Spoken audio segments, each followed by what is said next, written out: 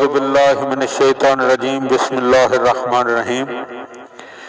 مولا کائنات حضرت امیر المومنین علی ابن ابی طالب علیہ السلام کے مجموعہ کلام نہج البلاغہ کے پہلے باب کا خطبہ نمبر 41۔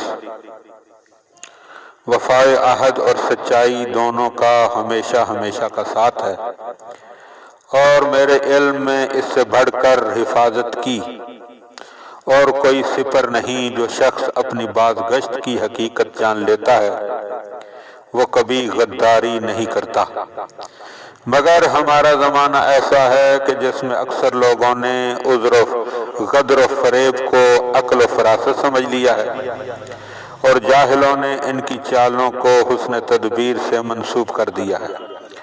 اللہ انہیں غارت کرے، انہیں کیا ہو گیا ہے۔ وہ شخص جو زمانے کی اونچ نیچ دیکھ چکا ہے اور اس کے ہیر پھیر سے آگاہ ہے، وہ کبھی کوئی تدبیر اپنے لیے دیکھتا ہے، مگر اللہ کے اوامر و نواہی اس کا راستہ روک کر کھڑے ہو جاتے ہیں تو وہ اس ہیلا و تدبیر کو اپنی آنکھوں سے دیکھنے اور اس پر قابو پانے کے باوجود چھوڑ دیتا ہے، اور جسے کوئی دینی احساس سد راہ نہیں ہے وہ اس موقع سے فائدہ اٹھا لے جاتا ہے۔